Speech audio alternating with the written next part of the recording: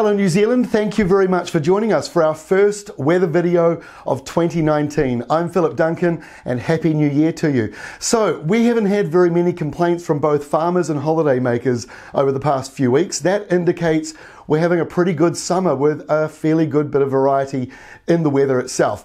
So before we get into the actual forecast for the week ahead, I'd like to have a state of the nation covering how much rain we've had recently, how wet or dry the soil is, and just briefly giving you an understanding of where we actually lie as we head in towards the hottest part of summer coming up over the next few weeks. So this is the current map of rainfall for the last 7 days. What has fallen over New Zealand, and it's pretty clear.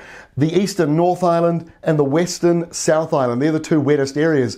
And I have to say, soil moisture wise, it is wetter than average along the eastern side of the North Island. That's unusual in summer, let alone one where some of the other forecasters were talking quite a bit about El Nino. Normally you get the opposite with El Nino. Now the areas that are the driest, drier than normal, the top of both islands, so up around Nelson and up around Northland in the far north. Those two areas are the driest, drier than usual at the moment, but for most other regions, things are looking pretty good.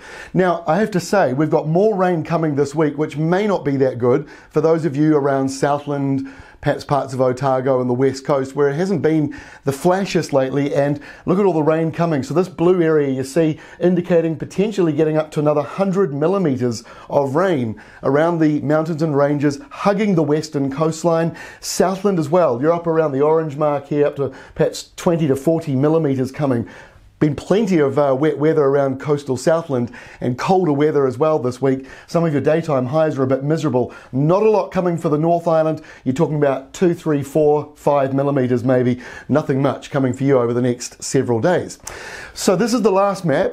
Now it might be a little bit pixelated, but the reason why I wanted to show you this one is this shows you the next 7 days the percentage of rainfall compared to normal. In other words, red means drier than usual, blue means wetter than usual, and white, normal rainfall. So when you take a look at New Zealand, a very faint blue line around the west coast there and a little bit up around Bay of Plenty. Plenty of normal rainfall for many of these white regions, but the areas in red, that's where it is going to be drier than usual, and once again, that is the northern parts of both islands that are drier than usual and fairly dry right across over towards Australia. Let's get into the weather now, back to the normal stuff. So around New Zealand, we've got the temperature and wind map going at the moment. Look at this, big low in the Southern Ocean, dredging up all this cold air. There are cold sou'westers blowing past Southland, Otago and the west coast. It is windy through Cook Strait, and then the flip side, it is hot around many eastern and northeastern parts of the North Island thanks to that wind flow. And we're going to be pushing 30 degrees around Wednesday this week, and then again this Saturday and Sunday we might be pushing 30 in both islands as a brief hot nor'wester comes in. This is Tuesday's setup, and it is not overly flash on the west coast.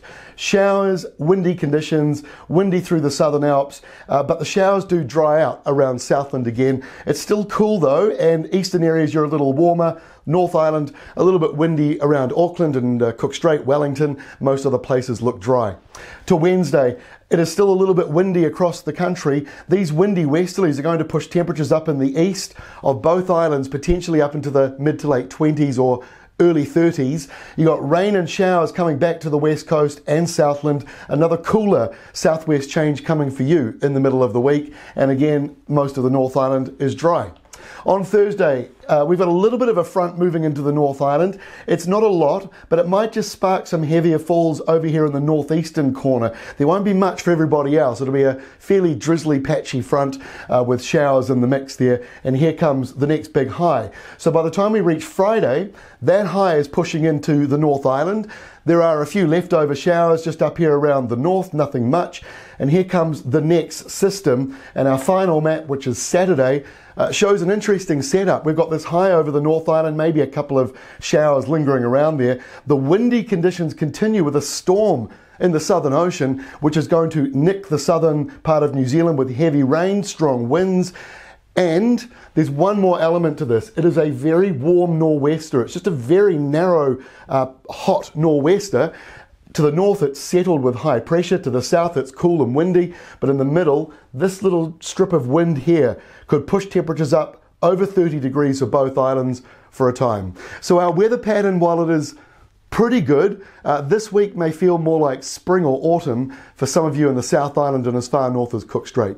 That is all for me. A bit of a big video to kick off. We're back to our normal ones as of Tuesday. It is great to be back. Thanks for all your lovely messages while we were on holiday, and a big thank you to Aaron Wilkinson, who was running Weather Watch very well while I was away.